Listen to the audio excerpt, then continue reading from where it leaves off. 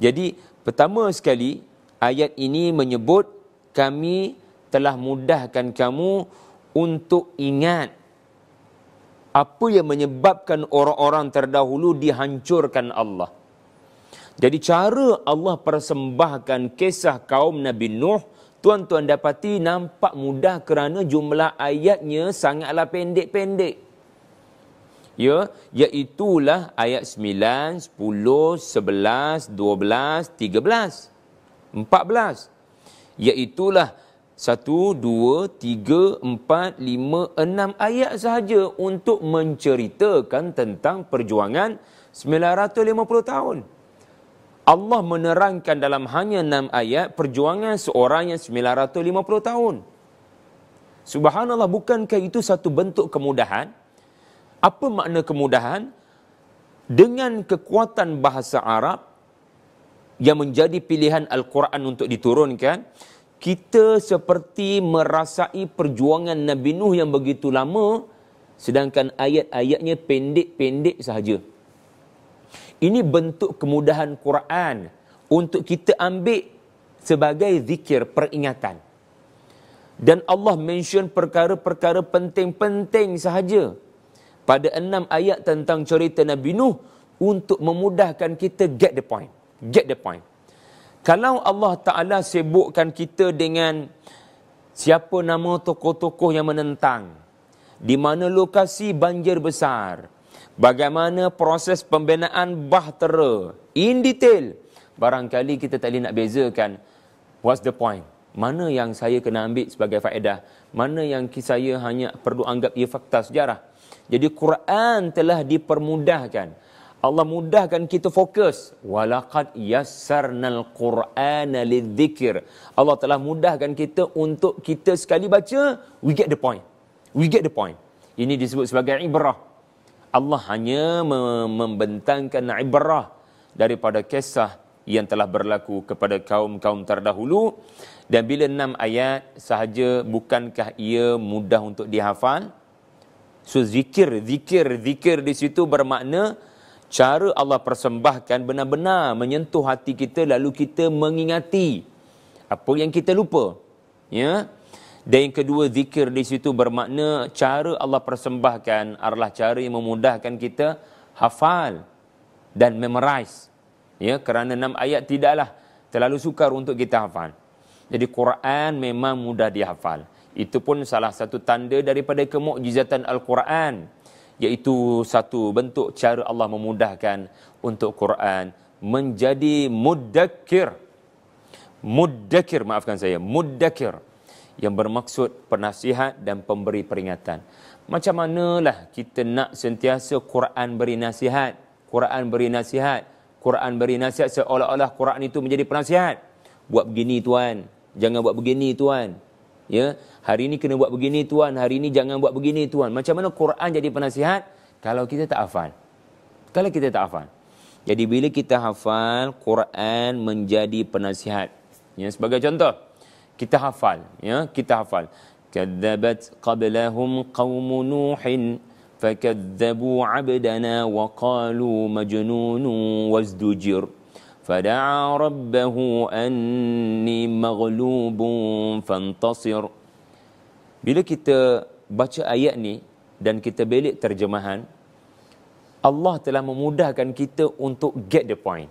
Iaitulah kita diberitahu Nabi Nuh sepanjang dia berdakwah, dia dituduh sebagai orang yang gila. Jadi kat situ kita dapat pengajaran dah. Bila kita berdakwah, kita kena bersedia dengan orang akan kata kepada kita perkataan-perkataan yang sebenarnya tiada kena mengena dengan kita. Mereka cipta istilah-istilah untuk menjauhkan orang daripada kita. Jadi itu salah satu bentuk Allah memudahkan kita faham tentang perjuangan Nabi Nuh alaihi salam. Ya? Tapi bayangkan kalau Allah detailkan keturunan Nabi Nuh.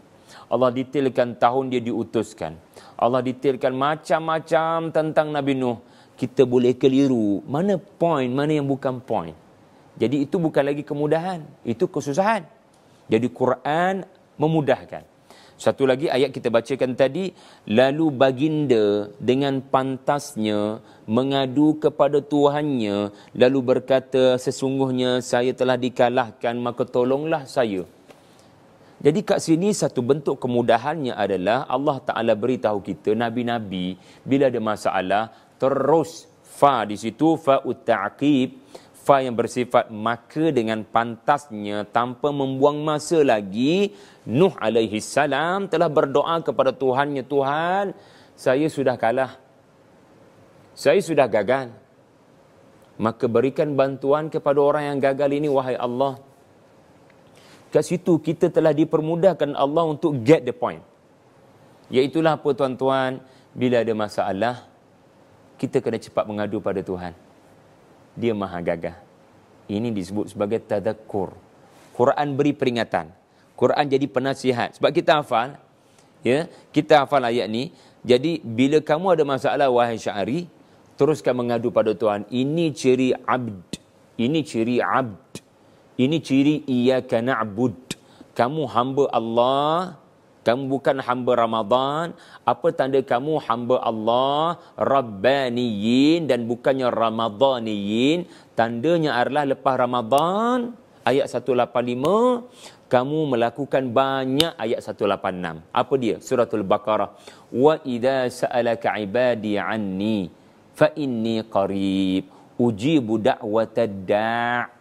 Allah makbulkan orang-orang yang suka berdoa sebagaimana Allah memakbulkan doa fada'a rabbah, doa Nabi Nuh alaihi salam. Jadi ini salah satu bentuk kemudahan yang diberikan Al-Quran kepada pembaca. Tapi setengah orang kadang dia tak puas dengan cerita-cerita Quran.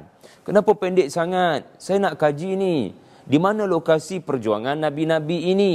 Pada tahun bilakah mereka diutuskan? Berapa jarak Nabi Saleh dengan Nabi Hud dengan Nabi Nuh alaihi salam? Adakah mereka ini dari susur galur keturunan yang sama? Jadi kadang ada kalangan kita yang nak details.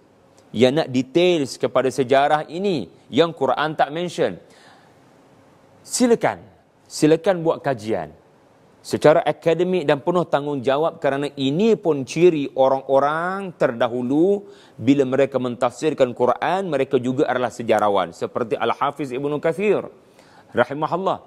Dia kaji Quran, dia mendapati Al-Quran itu tidak menerangkan segala-galanya, lalu dia ambil tanggungjawab untuk buat kajian sendiri. Lalu terhasillah Qisasul Anbiya dengan segala detail tentang keturunan, genealogi dan cerita-cerita yang tak ada dalam Quran telah disebut di dalam karya-karya tentang qasas ini. Maka itu adalah sebuah kajian yang sangat perlu dihargai. Barangkali benar, barangkali tidak benar.